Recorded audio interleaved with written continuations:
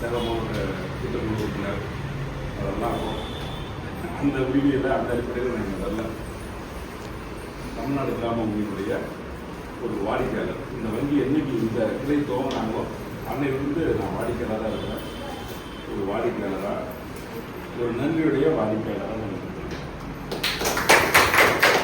ஏன் சொல்கிறேன் அப்படின்னா, முதல்ல 2016 இந்த கிளை ஆரம்பிச்சிருக்கேன். இந்த கிளை ஆரம்பிக்கிறப்ப இங்கே இருக்கக்கூடிய சிலருக்கு முன்னாடி ஒரு ரூம் இருக்கும், இந்த கடை வச்சுருக்காங்க, அங்கே தான் முதல்ல நேரகா அப்படின்னு அவங்க வந்து ஆரம்பிச்சாங்க. அப்போ வந்து நகைக்கடன் வாங்கிக்கிறாங்க. அப்போ மகளுடைய திருமணம் எல்லாம் 100 ஓகே. அந்த 102 103க்கே 10 1000 ஓகே, 1000க்கு மேலே கடை இருக்கிற அந்த ஒரு 10க்கு 10 வைக்கிறப்ப அது ஒரு அதுதானே கடைசி. அப்போ உடனடியாக வந்து இதே மாதிரி ஒரு மாலை நேரத்தில் நான் வந்து நகைக்கடன் வாங்கிக்கிறேன். உங்களோட அக்கறையோட அன்பா வந்து இவ்வளோ வச்சு அந்த நகைக்கடன் வாங்கினாங்க. அது வந்து ஒரு அற்புதமான ஒரு துவக்கம் எனக்கு. தமிழ்நாடு கிராமம் என்னுடைய மகளுக்கு அது ஒரு முக்கிய பங்காக வச்சுருக்காங்க அந்த திருமணத்தில். இன்றைக்கி எங்கள் குழந்தைங்களோட ஒரு நல்ல பக்கத்தில் செஞ்சு பெரியவங்க நல்லா இருக்காங்க. அவங்களும் இங்கே வாடிக்கையாளராக இருக்காங்க. அதுக்கு அடுத்தது பார்த்தீங்கன்னா 2020 அதுக்கப்புறம் இடைப்பட்ட காலத்தில் பார்த்தீங்கன்னா எனக்கும் இவங்களுக்குமான தொடர்பு அப்படியே போயிட்டு இருந்தது. ஒரு சேமிப்பு கணக்கு மட்டும் இருந்துட்டு இருந்தது. வணிக கணக்கு வந்து என்ன இங்கே அந்த நிர்வாக ரீதியாக போக முடியாது, அந்த நிறுவனத்து நிர்வாகம் இருந்தது. ஆனால் அப்படியே சேமிப்பு கணக்கில் வந்து நான் தொடர்பு வச்சுட்டு இருக்கிறப்ப வெளியில் இந்த 2016 நல்லா பண்ணிட்டு இருக்கிறப்ப நிறையா டெபாசிட் பண்ணிட்டு வந்தப்போ அது ஒரு தொகையாக சேர்ந்தப்ப 2020 ஒரு 2003 சதுரடி பொண்ணு இடம் வாங்கிட்டு அந்த தொகை தான் எனக்கு கிடைக்கிது. அன்றைக்கி நான் 5000 ரூபாய்க்கு சதுரடி எழுதுவாங்க, இன்றைக்கி 10,000 ரூபாய் போயிடுச்சு. அதுக்கு ஒரு காரணமாக இருந்தது என்னன்னா, அப்போ விஷ்ணுமார் இந்த அதிகாரிக்கு வந்து என்கிட்ட வந்து அணுகிறது அவங்க கொடுத்த சர்வீஸ் சேவை. அது எல்லாமே இந்தியன் வங்கி எங்கள் வங்கிடுவாங்க. ஆனால் உண்மையிலேயே இது எங்கள் வங்கி தான். என்ன போனஸை வந்து யோசிச்சுட்டு இருக்கேன் அது சொல்கிறாரு. அது அப்படி ஒரு அணுகுமுறை, அன்பான ஒரு அணுகுமுறை, நல்ல எண்ணங்கள். அந்த அடிப்படையில் நானும் சும்மா ஒரு 50,000 ஒரு 6,000 போட சொன்னாங்க. 6,000 ரெக்கமெண்ட் டெபாசிட் அப்படி போகலாம். 5,000 அப்படின்னு அப்புறம் எதாவது பணம் வச்சுன்னா ஒரு 50,000 அப்படியே 50,000 1 லட்சம் அப்புறம் ஏதாவது பெரிய ஒரு ஒர்க் காலேஜில் வந்து பண்ணிட்டு வந்தோம்னா அதெல்லாம் கிடைக்கிற லாபத்தை இருக்குது. அப்படியே 1 லட்சம் 2 லட்சம் 1 லட்சம் 2 லட்சம் அப்படியே நான் 5 வருஷமாக சேமிச்சதோட தான் 50 லட்சம் 6 லட்சம் தான் அந்த இடம். இன்றைக்கி வந்து அது ஒரு பெரிய மதிப்புள்ள இடமா எங்களுக்கு எல்லாத்துக்கும் பயன்படுத்துது.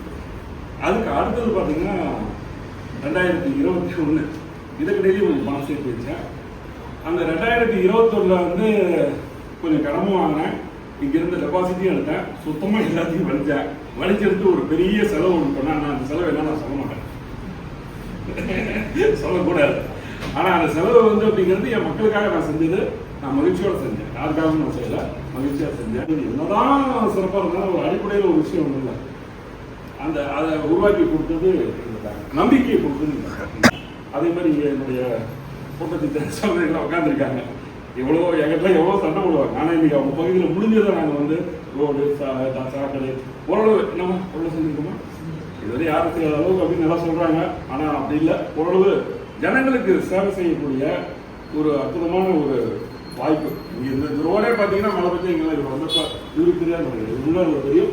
உங்களுக்கு தெரியலாமா, இங்கே தண்ணி ஒரு சின்ன மழை தான் இருந்துச்சு உள்ள. ரொம்ப பெரிய இந்த ரோடு கூட சாக்கடையாக ஓடும்.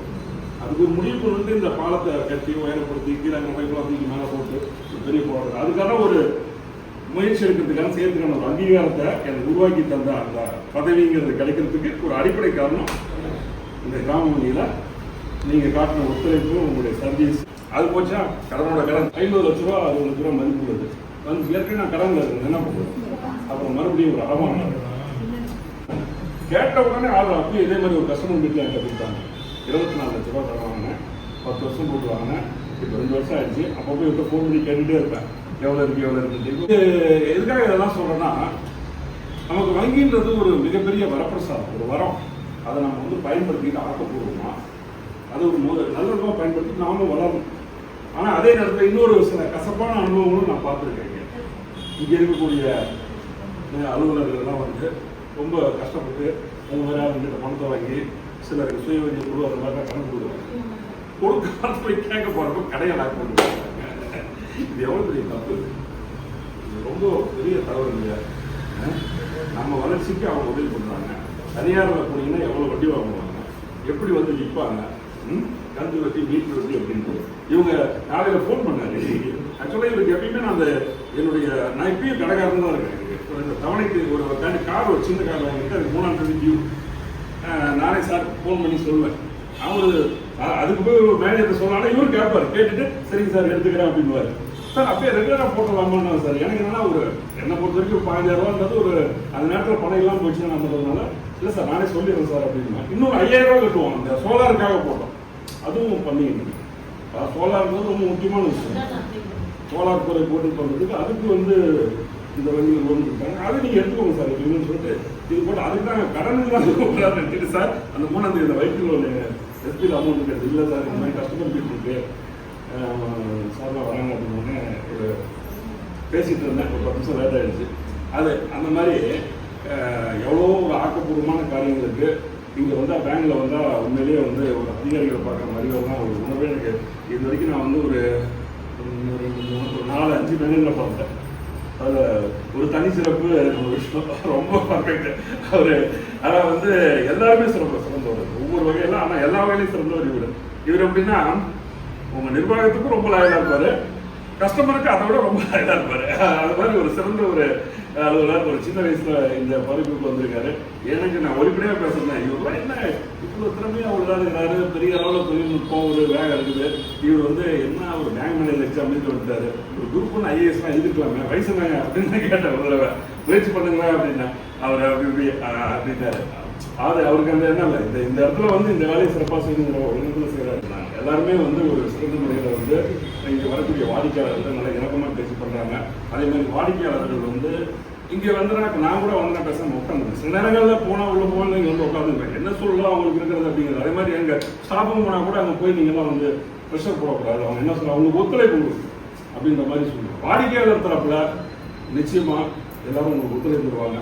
ஒருத்தர் 2 பேர் அந்த மாதிரி நடந்துக்கிட்டதுக்காக ஒட்டுமொத்த வாடிக்கையாளர் சார்பாக என்னுடைய வருத்தத்தை வங்கி நிர்வாகத்துக்கு நான் இந்த நேரத்தில் தெரிவிச்சுக்கிறேன். சாரி.